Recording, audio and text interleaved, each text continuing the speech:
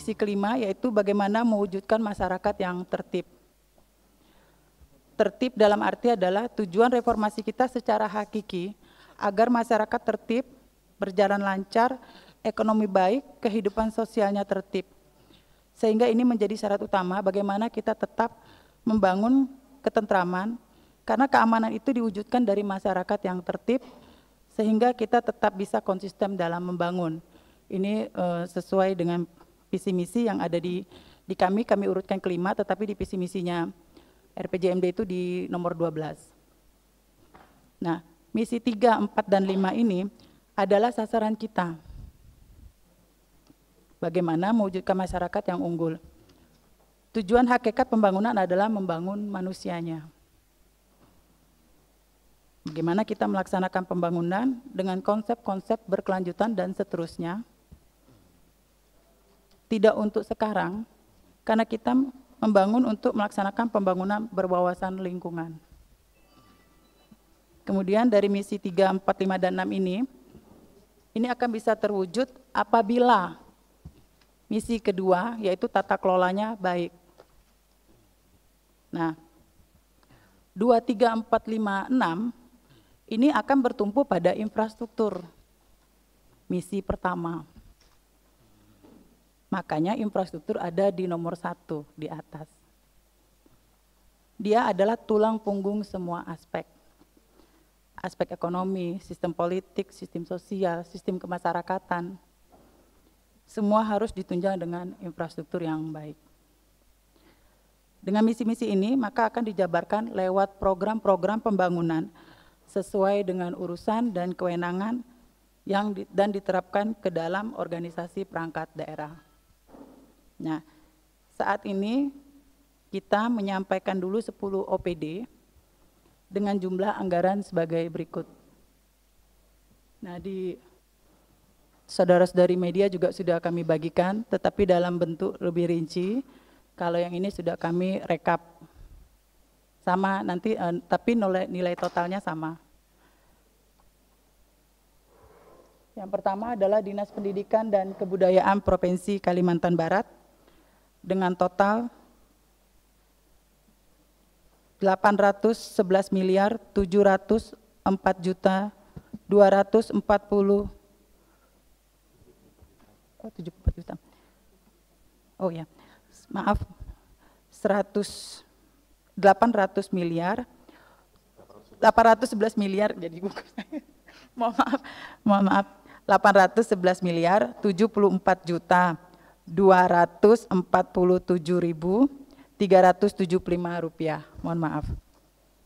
Yang kedua, Dinas Kelautan dan Perikanan Provinsi Kalimantan Barat 16 miliar 197 juta 140.310 rupiah. Dinas Perumahan Rakyat dan Kawasan Permukiman yaitu 871 miliar 511 juta 770.000 rupiah. Next. Dinas Kesehatan Provinsi Kalimantan Barat 54 miliar 918 juta 20.751 rupiah. Dinas Perkebunan dan Provinsi Kalimantan Barat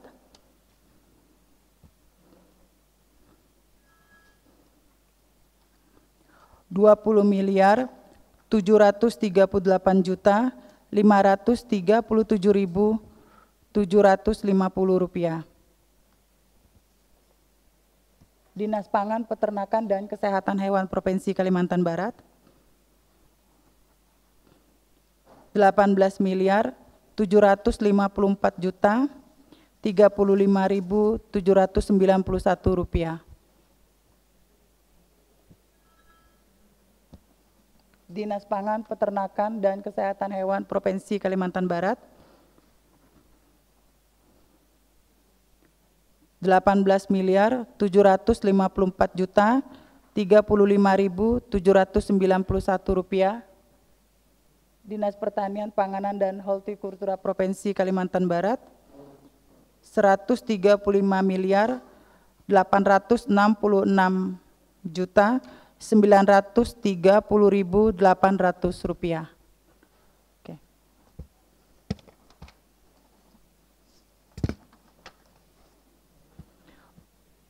Untuk detailnya, saudara-saudari dari media bisa langsung berdiskusi dengan para kepala OPD yang hadir di sini. Silakan, bisa sekarang, bisa nanti, atau bisa saat break. Nah, cuma saya mohon kerjasamanya kepada saudara-saudari media untuk bertanya tidak di luar jalur, karena kita lebih kepada fokus program prioritas. Saya yakin dan percaya Bapak Ibu yang dari OPD juga tidak akan membentengi diri mereka. Mereka tetap akan konsisten menjawab pertanyaan yang saudara-saudari dari media berikan.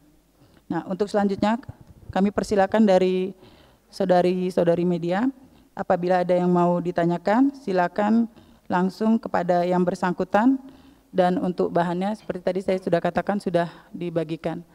Kepada para media kami persilakan. Terima kasih buat Diskominfo yang sudah memulai kegiatan ini. Terus terang ke kawan-kawan yang lain mungkin ada kegiatan yang lain, jadi tidak semuanya bisa hadir. Apakah memungkinkan, karena ini masalahnya udah cukup lama dan belum ada kejelasan tindak lanjutnya. Menanyakan terkait di kesehatan Provinsi Kalimantan Barat, yaitu adalah program upaya pelayanan kesehatan. Yang ini yang dimasukkan program upaya pelayanan kesehatan ini yang bagaimana hingga kenapa kok sampai mengeluarkan dana 4 miliar seperti itu. Terus di Dinas PUPR ini ada pengembangan sistem penyediaan air minum. Terus di Dinas Perumahan Rakyat itu juga ada program pengembangan sistem penyediaan air minum. Ini apakah program di Dinas PUPR dengan Perumahan Rakyat ini apakah sama atau bagaimana? Tapi di sini tidak ada dicantumkan anggarannya gitu. Terus yang program pengembangan sistem penyehatan lingkungan, terus program penata bangunan dan lingkungan, program pengembang kawasan pemukiman perkotaan dan pedesaan ini di sini tidak ada anggarannya. Ini apakah masih belum dianggarkan atau memang hanya sebuah program atau seperti apa, Pak? Mungkin itu saja. Nah, kesempatan pertama saya berikan kepada Dinas PUPR untuk menjawab pertanyaan kepada Bapak. Saya persilakan. Terima kasih Ibu Pimpinan. Assalamualaikum warahmatullahi wabarakatuh. Bapak Ibu yang hadir pada hari ini. Tadi ada ditanyakan kaitan anggaran.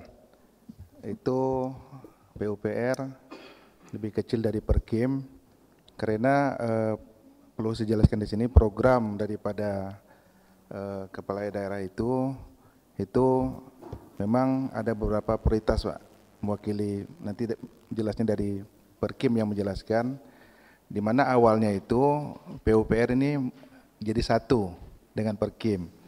Di tahun 2020 ini itu pisah, kemudian kita dengan anggaran dan sebagainya, sehingga anggaran yang ada sebelumnya itu dibawa, Pak. Dibawa melekat ke OPD yang ada sekarang. Jadi tersisalah anggaran untuk PUPR itu sebesar yang sesuai dengan data 380 miliar. Di sini memang perlu kami jelaskan juga, sebenarnya untuk penanganan salah satu seperti ruas jalan yang ada di Provinsi Kalimantan Barat ini sebanyak 73 ruas. Kita sebelumnya ada 5 UPJJ kaitan dengan pemeliharaan jalan. Kemudian UPJJ dihapuskan, masuk menjadi satu, menjadi kasih pemeliharaan di bidang bina marga. Jadi yang sebelumnya itu UPJJ ada 5 kepala bidang dan 15 kasih kepala seksi. Berarti pejabat struktur sebelumnya berjumlah 20 orang itu menjadi satu Pak sekarang. Kasih pemeliharaan, reservasi. Nah di sini untuk pelaksanaan kegiatan dan sebagainya itu sekarang tahap pelelangan, di mana nantinya jalan-jalan yang rusak, jembatan dan sebagainya itu otomatis bisa tertangani dengan yang skala prioritas. Jadi kalau kita beranggap bahwa untuk keseluruhan ditangani langsung itu mungkin keterbatasan anggaran dan sebagainya. Jadi kita skala prioritas Pak. Bagaimana tadi UPJJ yang sudah tidak ada lagi pergantian ini, kami rasa itu salah satu inovasi dari pemerintah provinsi, efisiensi dan sebagainya. Kemudian berkaitan tadi dengan yang disampaikan pengelolaan sumber daya air, di sini khusus bidang bina marga itu menangani pemeliharaan saluran Pak. Baik itu yang sifatnya primer yang ada di provinsi ini, kemudian pelaksanaan turap dan sebagainya. Untuk Perkim itu khusus air bersih. Nanti bisa dari Perkim menjelaskan. Jadi memang ada sedikit kegiatan di sini, perbedaan. Namanya sama-sama air, cuma teknis pengelolaan yang berbeda. Kita dalam arti tidak pengolahan air, hanya normalisasi dan sebagainya. Mungkin sementara itu Bu yang dapat kami sampaikan. Terima kasih. Perkim biar kalian. Terima kasih Pak atas sudah menjawab pertanyaan dari teman-teman. Jadi jawaban dari Dinas PUPR sekalian menjawab pertanyaan 2, yaitu dari Antara dan dari Media Suara Kalbar. Jadi Bapak menjawab sekalian 2. Nah, untuk melengkapi jawaban dari PUPR, saya persilakan kepada Perkim untuk menambahkan. Pada Perkim dipersilakan.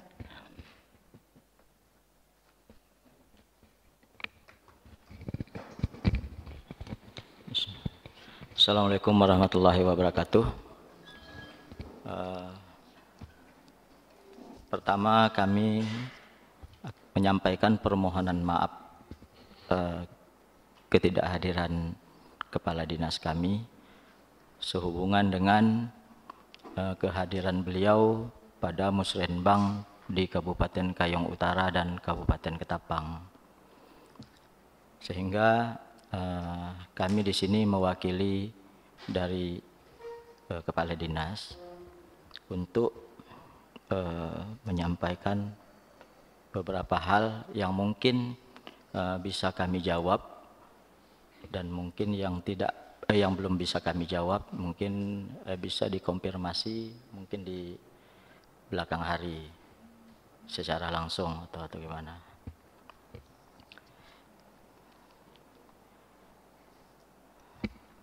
Berkaitan dengan pertanyaan dari kantor berita Antara Kalbar,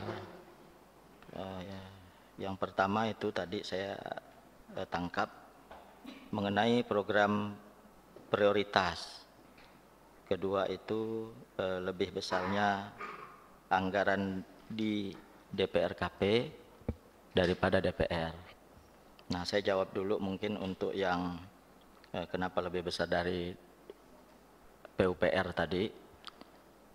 Pertama mungkin tadi dari pihak dari Dinas PUPR sendiri udah menjelaskan, saya rasa pertama mungkin udah cukup jelas lah kali ya. Kedua, kebetulan mungkin lebih besarnya ini karena menyangkut daripada pertama untuk ini mendukung visi misi daripada Pak Gubernur sendiri, sehingga program-program tersebut menjadi prioritas. Kemudian menunjang daripada RPJMD-nya sendiri. Ada beberapa hal yang ingin kami sampaikan juga di sini. daripada program-program prioritas tersebut untuk mencapai daripada persentase daripada RPJMD-nya sendiri. Kemudian untuk yang beberapa program prioritas, sebenarnya semua program ini boleh dibilang prioritas, cuman mungkin ada yang lebih prioritas gitu ya. Kalau untuk di PUPR ini, maaf, bukan PUPR, DPRKP, di PRKP ini kami dialokasikan sebesar 871.511.770.000 rupiah, yang terdiri dari satu program pengembangan sistem penyediaan air minum sebesar 33.296.040 rupiah, terbalik ya Pak ya, 33.296.040 rupiah. Untuk program pengembangan sistem penyihatan lingkungan sebesar 39.495.000. Untuk program penataan bangunan dan lingkungan 26.126.000 ya Pak ya, 478.026.185.000 rupiah. Kemudian untuk peningkatan dan pengembangan perumahan sebesar 382.565.000. Untuk peningkatan penataan prasarana sarana utilitas PSU itu sebesar 969.850. Perencanaan dan pembinaan bidang perumahan 184.620. Pengembangan kawasan pemukiman perkotaan dan pedesaan sebesar 319.157.510 rupiah. Nah, di antara 7 program yang ada pada Dinas DPRKP ini, salah satunya adalah yang termasuk agak besar di sini itu di bidang cipta karya, keciptakaryaan yang berada pada seksi PBL. Nah, itu ada beberapa program prioritas yang sangat penting sekali dan mendesak. Di situ adalah salah satunya berada di Kota Pontianak, yang terdiri dari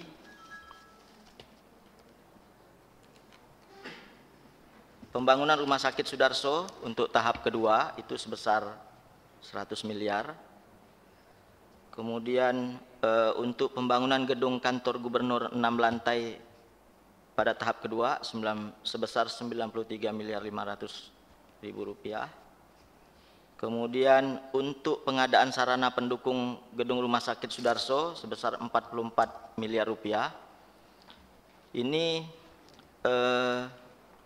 mesti diselesaikan juga Pak pada periode tahun anggaran ini, mengingat dalam waktu dekat mungkin awal tahun 2021 kalau tidak salah saya dengar itu kemarin, itu akan diresmikan oleh Pak Gubernur. Assalamualaikum warahmatullahi wabarakatuh. Selamat pagi dan salam sejahtera untuk kita semua. Tadi ada pertanyaan dari media Antara ya untuk OPD kami mengikuti sosialisasi karantina undang-undang karantina ikan kemarin di Aston ya Pak ya.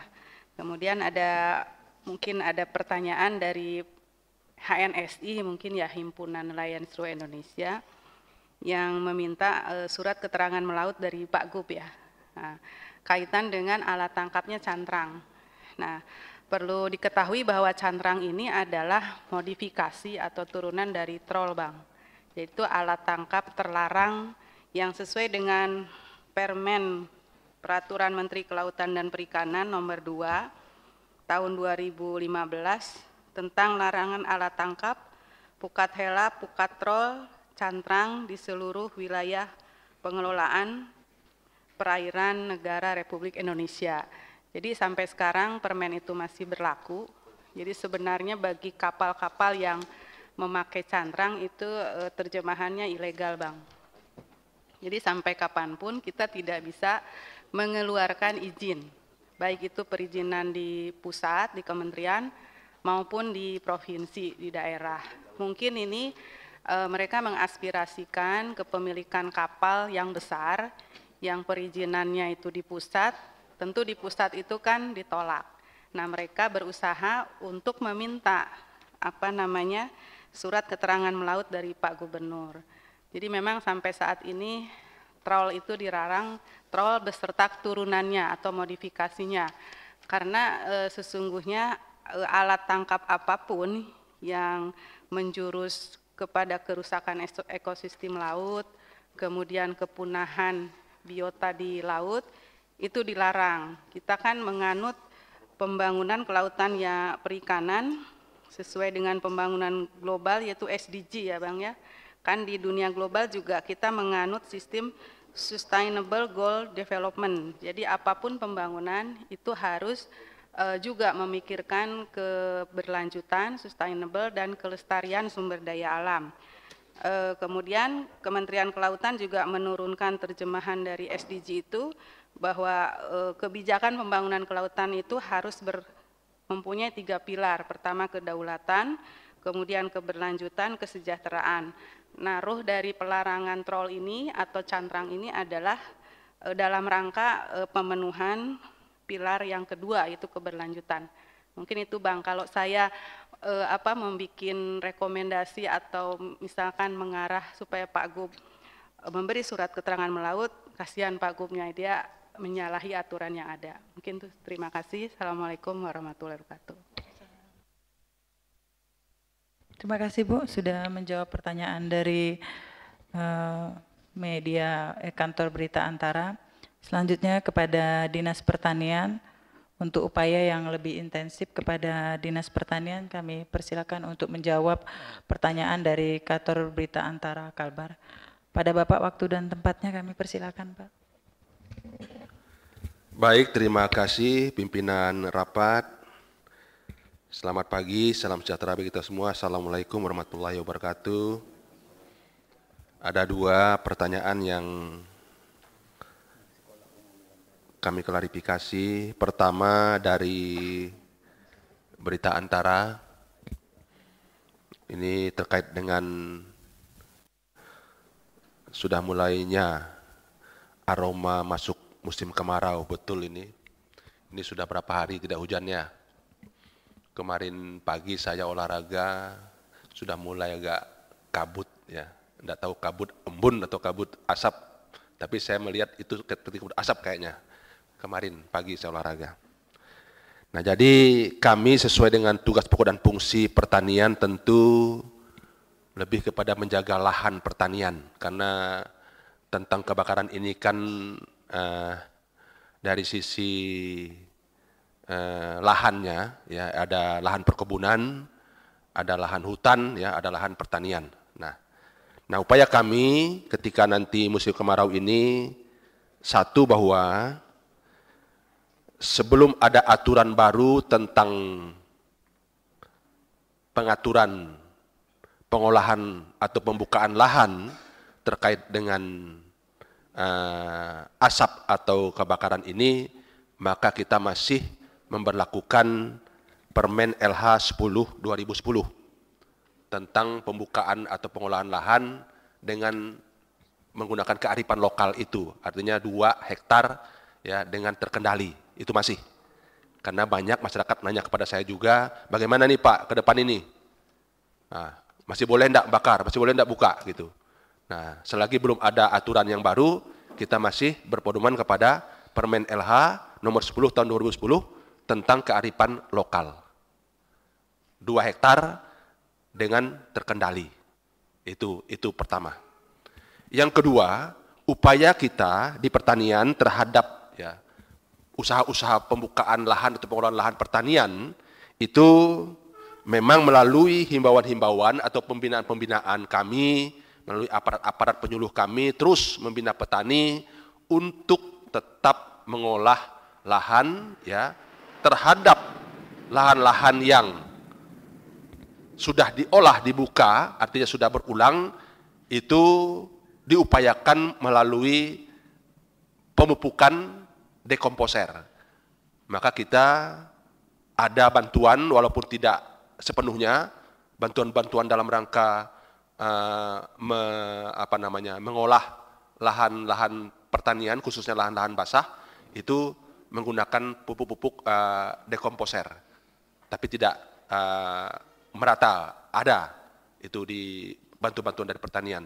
Kemudian himbauan kita juga terhadap lahan-lahan yang dibuka baru, ya, misalnya ada tegakan yang tinggi, ya, seperti misalnya di daerah-daerah Kuburaya ini yang masalah, ya, ketika ada lahan-lahan baru yang baru dibuka ditebang itu, nah itu kami mengharap partisipasi dunia usaha dalam rangka membantu masyarakat melalui bantuan mekanis peralatan. Nah itu kita coba melalui himbauan kita ke depan di mana ada misalnya perkebunan, pertambangan, kemudian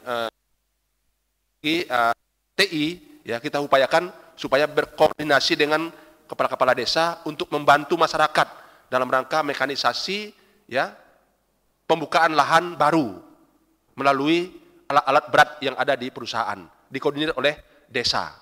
Ini yang kami upayakan dalam rangka kita ke depan mengantisipasi pembukaan lahan-lahan pertanian, khususnya pertanian. Nah ini, tapi untuk pembukaan lahan yang saya katakan tadi sebelum ada aturan baru, masih menggunakan Permen LH 10/2010 dengan kearifan lokal 2 hektar maksimal itu. Ini mengenai upaya-upaya kita ke depan menghadapi musim kemarau terhadap pengolahan dan pembukaan lahan di bidang pertanian. Ini kami khusus pertanian. Kemudian terkait dengan pupuk. Sebenarnya pupuk ini kan program nasional. Pengalokasian pupuk subsidi ini adalah keuangan negara. Ini Januari kemarin sebenarnya Menteri Pertanian sudah meng-SK-kan pupuk kepada semua provinsi. Kemudian ditindaklanjuti oleh SK Kepala Dinas Pertanian Provinsi sudah juga Januari, kemudian juga sudah di-SK-kan juga oleh Kepala Dinas Kabupaten Januari terhadap 5 jenis pupuk ya yang dialokasikan urea, ZA, SP36, NPK dan pupuk organik. Ini sudah clear. Menteri mengalokasikan ke provinsi, provinsi mengalokasikan ke kabupaten, kabupaten mengalokasikan kepada kecamatan. Nah, mengapa langka? Istilah saya itu tidak langka sebenarnya, tapi belum sampai kepada petani. Ini istilahnya itu. Karena belum dieksekusi oleh satu distributor, kemungkinan belum menyalurkan. Nah, oleh karena itu, kemarin saya menyurati, karena ini kan sudah, bolanya sudah di kabupaten, Pak. Kadis kabupaten sudah meng-SK-kan, membagi kepada kecamatan ini kelompok tani ini, tinggal eksekusi. Bagaimana caranya? Peran Komisi Pengawasan Pupuk dan Pestisida Kabupaten selalu berkoordinasi dengan distributor. Kalau nggak salah saya distributor pupuk subsidi ini ada 3 ya, Pusri, Petrokimia, satu apa lagi Ibu? Iskandar Muda. Nah ini harus koordinasi ini dengan KP3 itu di kabupaten itu. KP3 ini adalah Komisi Pengawasan Pupuk dan Pestisida. Nah ini harus main ini, jangan sampai tidak bergerak begitu. Nah didesak distributor ini segera menyalurkan tepat waktu untuk diterima oleh petani. Ini sudah di-SK-kan, misalnya kecamatan ini sekian ton urea, sekian ton ini. Kapan disalurkannya? Ayo, segera. Nah ini, tentang jumlah dari usulan. Ini kok bisa main-main. Nah, ini hilang. Tentang usulan. Biasanya usulan itu diusulkan oleh kelompok IRDKK, Rencana Definitif Kebutuhan Kelompok. Biasanya kalau kelompok ini mengusulkan katakanlah 10 ton, nanti kementerian itu melihat kemampuan keuangan negara. Diusulkan 10 ton, biasanya dipenuhi 2 ton. Nah ini mungkin tidak karena keuangan negara, subsidi ini keuangan negara. Tapi pada prinsipnya sebenarnya menurut saya di lapangan itu bukan karena kelangkaan, tapi karena tidak cepatnya dieksekusi oleh aparat atau yang di kabupaten ini sebenarnya. Maka kita dorong, saya minta kemarin supaya SKKP 3 Komisi Pengawasan Pupuk dan Pestisida itu segera untuk berkoordinasi, terutama distributor tadi cepat, apalagi ditunggu. Nah, ini. Maka dibuat jadwal penyaluran sesuai dengan musim tanam. Jangan nanti udah tanam, pupuk udah datang, percuma. Itu. Kemudian pengawasannya harus tepat, penggunaannya, peruntukannya. Ini yang kita minta. Kemudian terhadap kekurangan, ini masih diberi kesempatan untuk usulan kembali penambahan pupuk subsidi untuk periode berikutnya. Saya kira itu ya yang bisa saya sampaikan ya, dua ini tadi dari pupuk ini dari media Suara Kalbar ya tadi ya. Kemudian yang kemarau ini yang penting ini dari Berita Antara. Saya kira itu Ibu pimpinan, Bapak Ibu ya, Antara dan Suara Kalbar. Terima kasih. Yang pertama adalah bagaimana mengatasi stunting, kemudian bagaimana meminimalisasi angka kematian ibu dan kematian bayi, kemudian bagaimana mengendalikan penyakit-penyakit yang tidak menular, yang dari tahun ke tahun semakin tinggi kasusnya, kemudian bagaimana juga mengendalikan penyakit-penyakit menular yang dari dulu hingga sekarang juga masih menjadi masalah. Kemudian yang berikut adalah meningkatkan imunisasi. Nah, semua daya upaya baik anggaran sarana prasarana di Dinas Kesehatan tingkat provinsi maupun kabupaten kota berupaya untuk mengacu kepada prioritas masalah yang saya katakan tadi. Nah, mengacu pada hal yang dimaksud, maka khusus bicara tentang upaya pelayanan kesehatan dengan anggaran kurang lebih sebesar 4 miliar tadi lebih, apa-apa saja yang dilakukan di bidang pelayanan kesehatan. Nah, ini perlu saya sampaikan bahwa muaranya adalah bagaimana meningkatkan akses pelayanan kepada masyarakat, khususnya baik di daerah-daerah terpencil, daerah-daerah kepulauan, daerah-daerah jauh dari pelayanan kesehatan, maka provinsi juga punya kewajiban melakukan ini. Oleh karena itu, di dalam peningkatan akses pelayanan kesehatan, maka yang utama adalah sarana pelayanan kesehatan yang ada harus bermutu. Nah, bermutu dalam konteks ini adalah indikatornya sudah dilakukan akreditasi, baik akreditasi rumah sakit ataupun akreditasi seluruh puskesmas yang ada di Provinsi Kalimantan Barat. Nah, karena itulah maka anggaran yang disiapkan salah satunya adalah melakukan akreditasi atau pendampingan akreditasi baik rumah sakit yang ada di seluruh Kalimantan Barat ini dan akreditasi di seluruh puskesmas yang ada di Provinsi Kalimantan Barat ini. Puskesmas di Kalimantan Barat ini jumlahnya ya kurang lebih sekitar 246 puskesmas dan itu harus diakreditasi dan harus memberikan standar mutu yang memang yang harus dilakukan, disiapkan oleh masing-masing sarana pelayanan kesehatan. Oleh karena itu bidang upaya kesehatan ini bertanggung jawab sepenuhnya untuk bisa melaksanakan ini. Dan yang berikut bahwa kegiatan di upaya kesehatan juga kegiatan yang langsung menyentuh masyarakat. Salah satunya adalah kegiatan bansos, bantuan sosial, misalnya pelayanan terhadap operasi katarak, kemudian bibir sumbing, kemudian ada juga pelayanan terhadap sirkumsisi, sunat misalnya seperti itu. Nah, bantuan-bantuan inilah yang diprogramkan oleh bidang upaya pelayanan kesehatan. Dan yang berikut juga dalam situasi di mana terjadi KLB dan bencana, ini menjadi wilayah dari tanggung jawab provinsi. Kalau sekarang mungkin belum ada lah KLB Provinsi Kalimantan Barat, tapi yang menjadi heboh sekarang adalah soal pengendalian corona. Ini juga paling tidak harus sudah diantisipasi. Karena sekarang ini juga bagian dari provinsi yang harus betul-betul melakukan kegiatan sosialisasi dan bekerja sama, berkoordinasi dengan seluruh sarana pelayanan kesehatan, baik di tingkat provinsi maupun kabupaten, untuk berupaya bersama-sama bagaimana bisa mengendalikan kejadian-kejadian yang dimungkinkan bisa saja terjadi peningkatan kasus corona. Dan mudah-mudahan Kalimantan Barat sampai saat ini belum ada ditemukan corona yang positif. Kecuali yang di Jakarta udah bertambah, kurang lebih saat ini kalau tidak salah sekitar 34. Nah, kita khawatir agar ini tidak terjadi di Kalimantan Barat, kita selalu berupaya untuk melakukan sosialisasi dan pengendalian.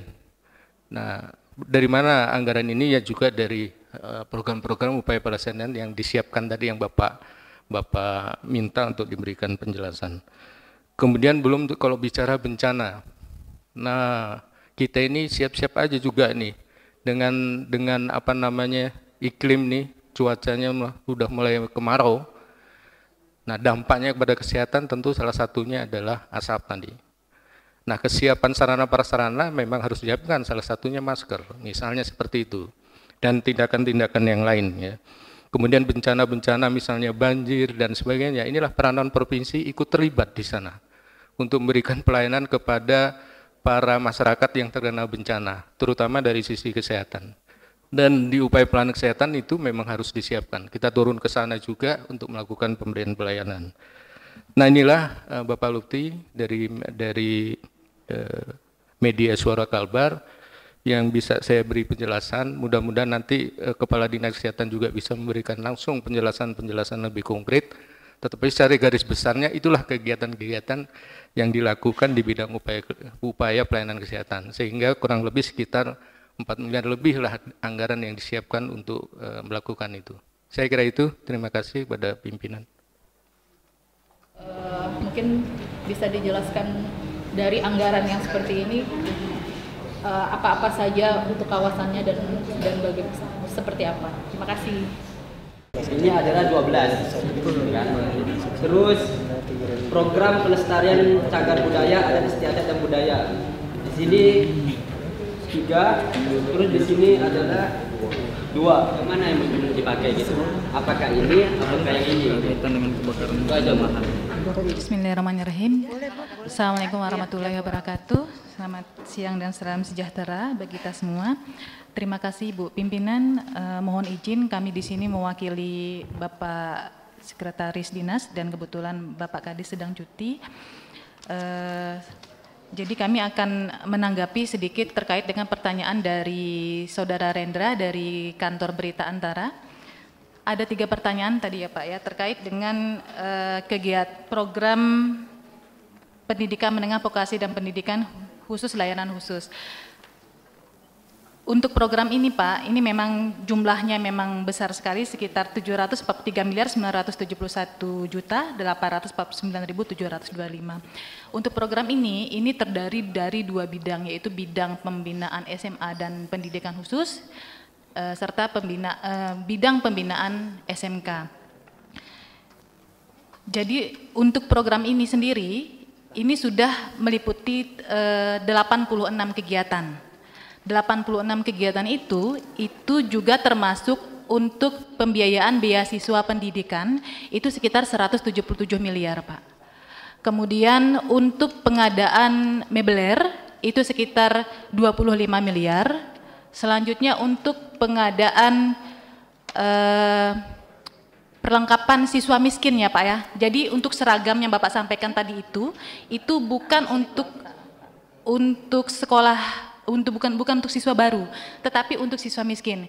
Jadi fokus pembiayaan pendidikan, fokus program-program pada Dinas Pendidikan dan Kebudayaan ini merupakan target-target untuk pencapaian pemenuhan standar pelayanan minimal pendidikan. Nah, standar pelayanan minimal pendidikan itu terkaitlah dengan pemberian pemenuhan perlengkapan sekolahnya, kemudian sarana prasarana infrastruktur sekolahnya, kemudian untuk pembiayaan beasiswa miskin yang kita itu mengganti pembiayaan komite. Jadi untuk sekolah-sekolah negeri ini sekarang sudah tidak ada lagi ditarik uang komite.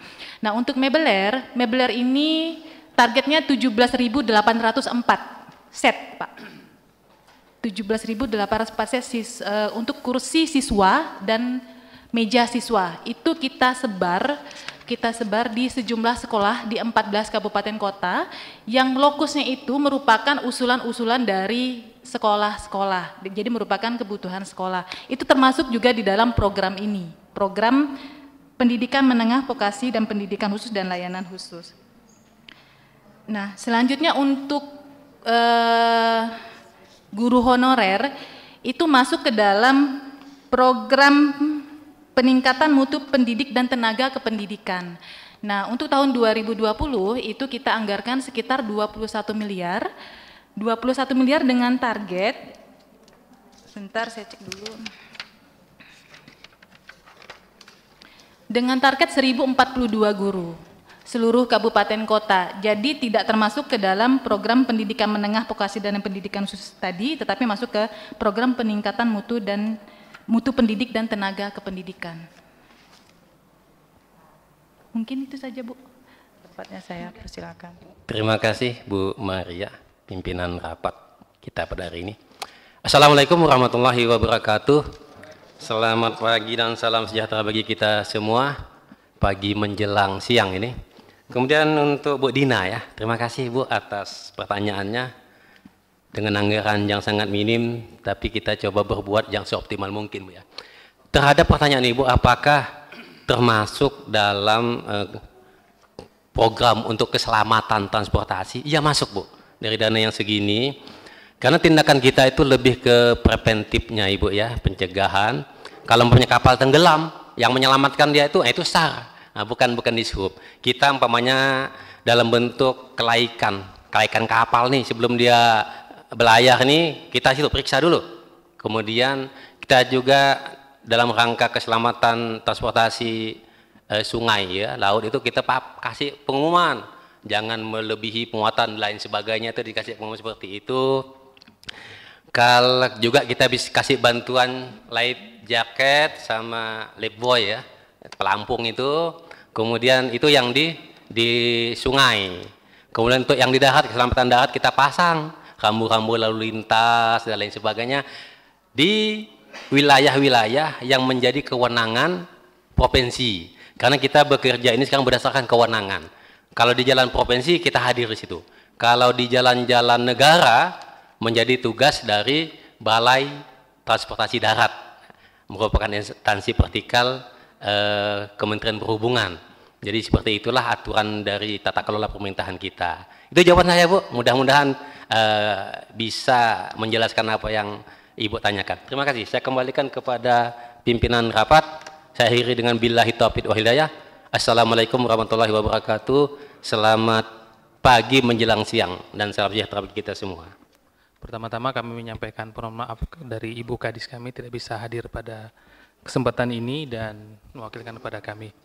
Kepada Ibu Dina, atas pertanyaan yang disampaikan, yang pertama terkait dengan pengembangan bidang olahraga, dapat kami sampaikan bahwa memang dalam sasaran program pengembangan olahraga adalah terlaksananya pengembangan pembinaan olahraga dengan indikator kinerjanya yaitu prestasi kabupaten kota yang menyelenggarakan olahraga, rekreasi dan tradisional, kemudian prestasi olahraga pelajar yang diperbolehkan dan prestasi peningkatan sarana prasarana olahraga.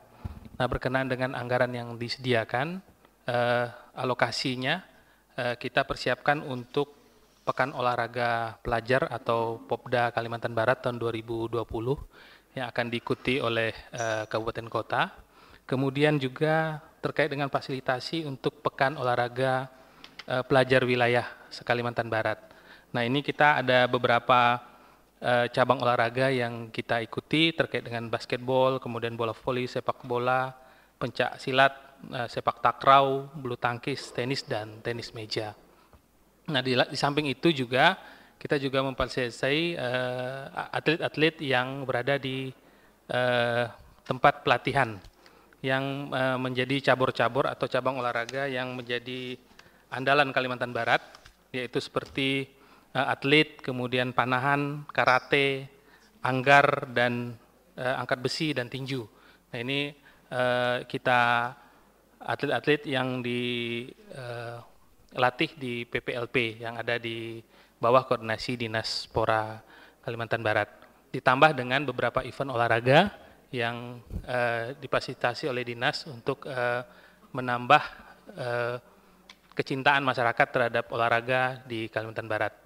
Kemudian selanjutnya terkait dengan pengembangan objek pariwisata yang ada di Kalimantan Barat, kami sangat apresiasi karena Bu Dina nampaknya memantau sekali beberapa objek yang ada di Sambas dan Bengkayang, karena memang tempat-tempat ini yang saat ini memang naik aktivitas pariwisatanya, dan untuk kegiatan pengembangan baik dari pengembangan destinasi dan pemasaran, untuk pengembangan destinasi kami berupaya dalam langkah peningkatan sumber daya manusia, yaitu bagaimana pembinaan kelompok-kelompok sadar wisata, kemudian juga pengembangan dari usaha-usaha pariwisata, juga penggiat-penggiat pariwisata yang ada di daerah. Perlu kita sadari bersama bahwa yang memiliki objek dan lokasi ini semua ada di kabupaten kota, dan kita berusaha terkait dengan regulasi dan aksesibilitas. Oleh karena itu, pada tahun 2020 ini kita akan membentuk atau membuat pergub terkait dengan rencana induk pengembangan pariwisata daerah yang sudah ada perdanya nomor 3 tahun 2018. Kemudian juga telah finishing untuk perda pramuwisata. Pramuwisata perdanya sudah ada, dan tahun ini juga kita akan sosialisasikan kepada masyarakat.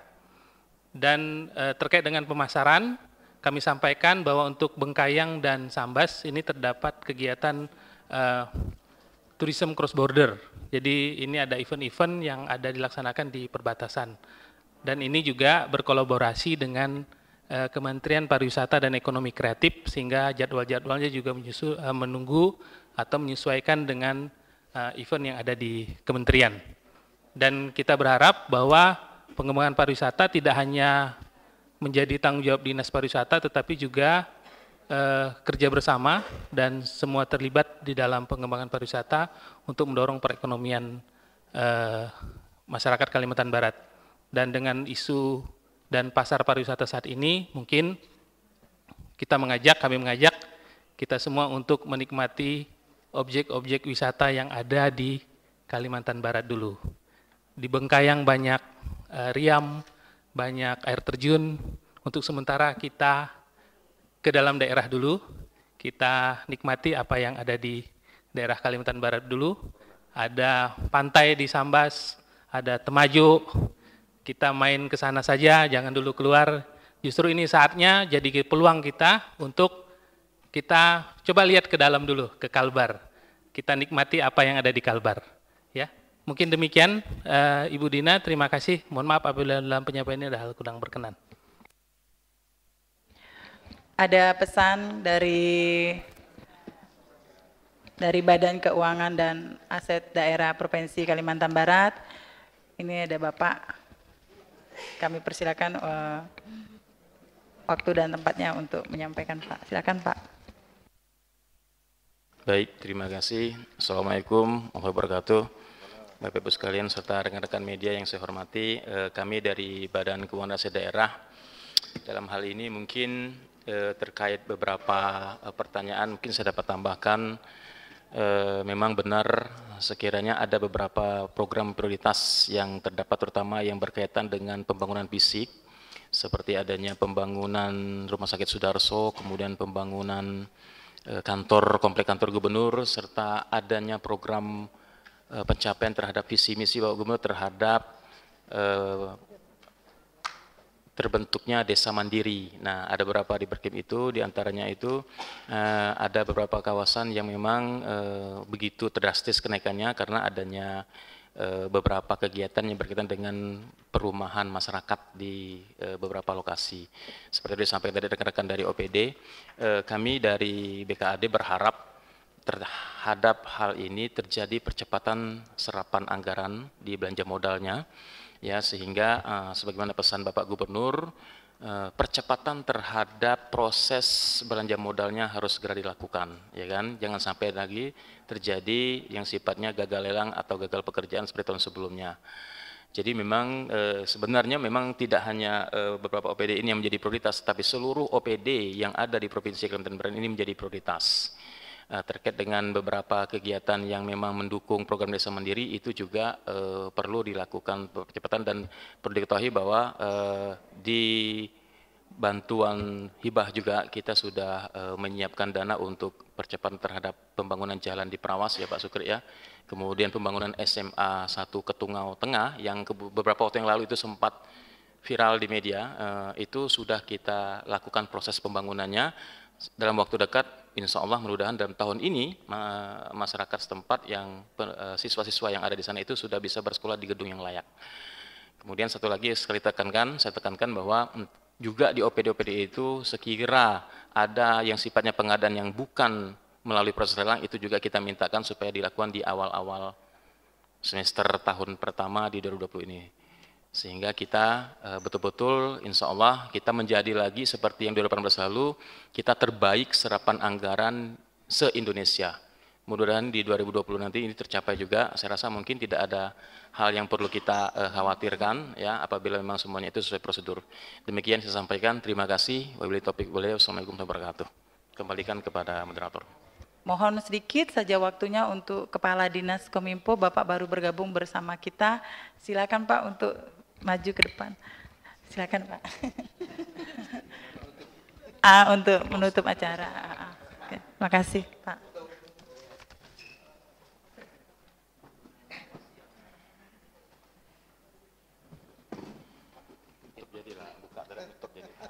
Aduh.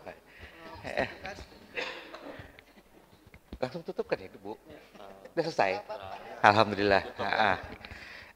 Baik Ibu dan Bapak, Kepala Dinas, mewakili rekan-rekan wartawan. Yang pertama terima kasih telah hadir. Yang kedua mohon maaf karena di saat yang bersamaan kami ditugaskan untuk kopi morning mewakili Pak Gubernur di Keraton, dan banyak hal yang memang perlu disampaikan, khususnya situasi kondisi.